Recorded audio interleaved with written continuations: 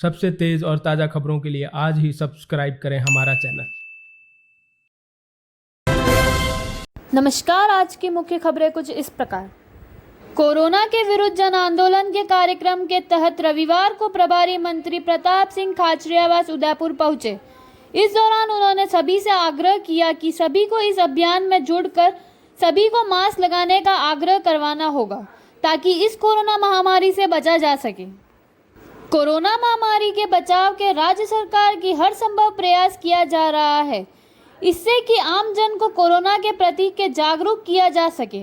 रविवार को नगर निगम सभागार में कोरोना के विरुद्ध जन आंदोलन की शुरुआत की गई, जिसमें मास्क खुद पहनो और दूसरों को पहनाओ, इस बारे में आम जन को जागरूक कर कोरोना को रोकने के बारे में जानकारियां दी गई। इसके साथ ही कार्यक्रम के दौरान जिला परिषद की ओर से बनाए गए पोस्टर, शहर जिला कांग्रेस की ओर से आम जन को जागरूक करने के पोस्टर, जिला सूचना एवं जनसंपर्क विभाग की ओर से बनाए गए मेवाड़ी लोकगीत के माध्यम जागरूक गीत को भी जागरूक किया। इसके साथ ही उदयपुर एयरपोर्ट की तरफ से करीब 50 लाख की एम्बुलेंस भेंट की गई। साथ ही नगर विकास प्रन्यास की तरफ से ब्लड बैंक के लिए एक और गाड़ी भेंट की गई। इसके साथ ही कार्यक्रम के बाद प्रभारी मंत्री ने कोरोना के विरुद्ध जंग के जागरूकता रथ को भी हरी झंडी दिखाकर रवाना किया। प्रभारी मंत्री खाचरियावास कार्यक्रम के बाद पत्रकारों से रूबरू हुए, साथ ही उन्होंने कोरोना की महामारी में किस तरह से आम जन को जागरूक करने के लिए अभियान चलाया जाएगा, इस बारे में कहा। इस कार्यक्रम के तहत करीब 1 करोड़ मास्क बांटे जाएंगे। साथ ही सबसे निवेदन कर मास्क लगाने के लिए जागरूक किया जाएगा। देखिए, ये सिलेबस जो था वो हमारा बनाया हुआ नहीं था, पिछली सरकार का था। और मैं उस पर मुख्यमंत्री अशोक गहलोत जी के साथ मीटिंग होने के बाद गहलोत साहब का बयान आ गया था कि महाराणा प्रताप इस देश की दुनिया की धरोहर है, उनका स्वाभिमान शौर्य बलिदान की लोग पूजा करते हैं, और वो ठीक कर दिया गया है पाठ्यक्रम में। उसी वक्त आदेश जारी कर दिए गए थे। अब इस मुद्दे पर बेवजह हम राजनीतिक आरोप प्रत्यारोप नहीं करें, क्योंकि महाराणा प्रताप ना कांग्रेस की जागीर है ना बीजेपी की जागीर है। महाराणा प्रताप तो इस देश की धरोहर है। हम कांग्रेस और बीजेपी के लोग, मैं दोनों के लिए कह रहा हूं, कभी भी इतिहास पुरुष जो महापुरुष हैं उनको हमारा हथियार नहीं बना सकते। ये तो हमारे लिए, सबके लिए पूजनीय है, सबको अपनी अपनी बात कहने का हक है। लेकिन महाराणा प्रताप प्रातःस्मरणीय है। वो जाति और धर्म से ऊपर उठकर स्वाभिमान और शौर्य और बलिदान के प्रतीक के रूप में जब लड़े, तब मेवाड़ की धरती के लिए लड़े। वो 2 राजाओं का युद्ध था, लेकिन राजा मान सिंह उधर से लड़ रहे थे, हाकिम कासूर इधर से सेनापति था। इसलिए इसमें धर्म और जाति का टकराव कहीं नहीं है। इसमें मेवाड़ की धरती का हर व्यक्ति लड़ा, हर बच्चा लड़ा, हर नौजवान लड़ा, आन बान और शान के लिए कि मेवाड़ की विचारधारा है। हम जो हैं कि राजस्थान की कांग्रेस की सरकार का दरवाजा सबके लिए खुला है। कहीं भी कोई भी कुछ भी कह रहा है, उसकी बातें नहीं माने। कलेक्टर से मिलिए, आपके लोकल जनप्रतिनिधि से मिलिए, चाहे वो किसी भी पार्टी का है, उसके थ्रू आप प्रभारी मंत्री से मिलिए, मुख्यमंत्री से मिलिए। मुख्यमंत्री अशोक गहलोत का पूरी सरकार का दरवाजा खुला है। विपक्ष का आदमी है तो उसका भी दरवाजा खुला, आप सबसे मिलिए।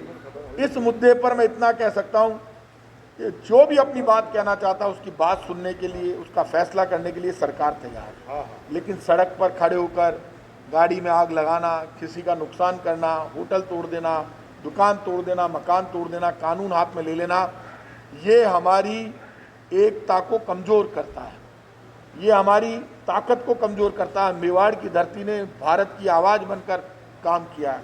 मेवाड़ की एकता मेवाड़ की ताकत है। कोई भी बाहर का व्यक्ति हमारी एकता नहीं तोड़ पाए। और आदिवासी हमारा गौरव है इस देश का। तो हमें सबको ये समझना पड़ेगा कि हम सब मिलकर मेवाड़ की आवाज़ को कमज़ोर नहीं होने दें। जो मेवाड़ की परंपरा है राणा पुंजा के ज़माने से, उस परंपरा को हमको जिंदा रखना है। और गलत मुद्दे पर यदि कोई ये कहता है इसको ऐसा नहीं ऐसा कर दो, तो पहले सब पढ़े लिखे लोग उस पर विचार करें, ऐसा हो सकता है क्या। और जो बात हम सड़क पर आग लगाकर हंगामा करके कह रहे हैं, वो हंगामा तो 2 दिन 3 दिन बाद शांत हो गया। आज कई बच्चे अपराधी के विरुद्ध कार्रवाई करना और कार्रवाई के जरिए उनको जेल तक पहुंचाना हम सब की जिम्मेदारी है। और मैं ये मानता हूं कि इसमें आगे बढ़कर सख्त से सख्त कार्रवाई होनी चाहिए। Thank you. केंद्रीय भारी उद्योग एवं संसदीय कार्य मंत्री अर्जुन राम मेघवाल आज अपने अल्प प्रयास के तहत उदयपुर पहुंचे। इस दौरान मेघवाल ने मानसून सत्र में केंद्र सरकार की ओर से पेश किए गए कृषि सुधार बिल पर अपनी बात रखी। मेघवाल ने कृषि बिल को किसान एवं व्यापारियों के लिए लाभदायक बताते हुए कांग्रेस पार्टी पर जमकर निशाना साधा। मेघवाल ने कहा कि मानसून सत्र में पेश किए गए ये तीनों ही बिल किसानों के लिए उपयोगी है। यही नहीं, कांग्रेस पार्टी के नेता इस बिल के बारे में भ्रम फैलाकर किसानों को बरगलाने में लगे हुए हैं। मेघवाल ने इन बिलों की खूबियां बताते हुए कहा है कि इन बिलों में प्रावधान है कि किसान मंडी के बाहर अपना माल बेच सकता है। इसके अलावा इन बिलों में एमएसपी ज्यादा दी गई है, न कि बंद की गई है। मेघवाल ने इस मौके पर यूपी के हाथरस में हुई गैंगरेप की घटना पर भी अपनी बात रखी। मेघवाल ने कहा कि देश के किसी भी कोने में इस तरह की घटना होना निंदनीय है। यही नहीं, यूपी की योगी सरकार ने इस पर तुरंत एक्शन लेते हुए पुलिस अधिकारियों को सस्पेंड किया है। मेघवाल ने कहा कि इस मामले की सीबीआई जांच की जा रही है और इसमें शामिल अपराधियों को बख्शा नहीं जाएगा। मेघवाल ने इस मौके पर प्रदेश के मुखिया अशोक गहलोत द्वारा 12 जिले में हुई दुष्कर्म की घटना पर दिए गए बयान की निंदा की। मानसून सत्र में जो एग्रीकल्चर सेक्टर के 3 बिल जो पास हुए, जो एक्ट का रूप ले चुके हैं, वो तीनों ही किसानों के हित में। दुर्भाग्य से प्रमुख विपक्षी दल कांग्रेस और उनके साथी इस देश में भ्रम फैला करके किसानों को बरगला रहे हैं। मैं ये कहना आया हूँ आपके बीच में आज उदयपुर में कि तीनों ही बिल, जो एक बिल ट्रेड प्रमोशन से संबंधित है, एक एग्रीमेंट से संबंधित है और तीसरा एसेंशियल कमोडिटी से संबंधित है, ये तीनों ही बिल में ऐसे प्रावधान किए हैं जो किसानों के हित में है। वो मंडी के अलावा कहीं भी माल बेच सकता है, उसको एक ऑप्शन दिया। बट मंडी बंद नहीं होगी, मंडी रहेगी, एमएसपी भी रहेगी, क्योंकि कांग्रेस भ्रम फैला रही है कि एमएसपी बीजेपी समाप्त कर रही है, जबकि हकीकत यह है कि हमने एमएसपी ज़्यादा दी है और ज़्यादा माल खरीदा है किसानों का उत्पाद कांग्रेस के ज़माने से। और तीसरा इन्होंने कहा कि जो करार होगा उसमें किसानों के खेत बर्बाद हो जाएंगे। मैं ये कहना चाहता हूँ कि जो करार होगा वो फसल पे होगा, बुआई से पहले होगा, खेत पे होगा ही नहीं। खेत का मालिकाना हक किसान के पास ही रहेगा। और एसेंशियल कमोडिटी एक्ट में भी स्टॉक लिमिट समाप्त होने से किसान भी अपना माल किसी को भी बेच सकेगा और व्यापारी को भी आसान हो जाएगा, उसके ऊपर स्टॉक लिमिट की तलवार नहीं लटकेगी। इसलिए मैं कहना आया हूँ कि ये किसानों के हित में है जो निर्णय हमने किए हैं। आपस में एक बिगड़ी घटना हुई और लगातार उस पर राजनीति गर्म क्या करना चाहिए? देखिए,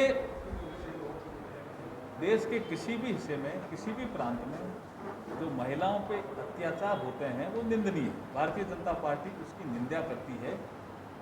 और हाथरस की घटना के बाद यूपी गवर्नमेंट ने बहुत एक्शन तेजी से लिया, पुलिस अधिकारियों को भी सस्पेंड किया, सीबीआई जांच की जो डिमांड थी उसको भी उन्होंने मान लिया और सीबीआई की जांच भी होगी और जो भी अपराधी होंगे वो बख्शे नहीं जाएंगे। लेकिन उसी समय एक घटना राजस्थान में 12 में हुई। उस 12 की घटना को लेकर के हमारे मुख्यमंत्री अशोक गहलोत साहब ये कहते हैं कि वो लड़कियां स्वतः लड़कों के पास गई। ये दुर्भाग्यपूर्ण। इसकी जितनी निंदा की जाए, भारतीय जनता पार्टी इसकी निंदा करती है। रात के 2 बजे अंतिम संस्कार किया, उससे कहेंगे सवाल। मैंने कहा ना कि कोई भी दोषी होगा वो बख्शा नहीं जाएगा। अब सीबीआई की इंक्वायरी हो ही रही है।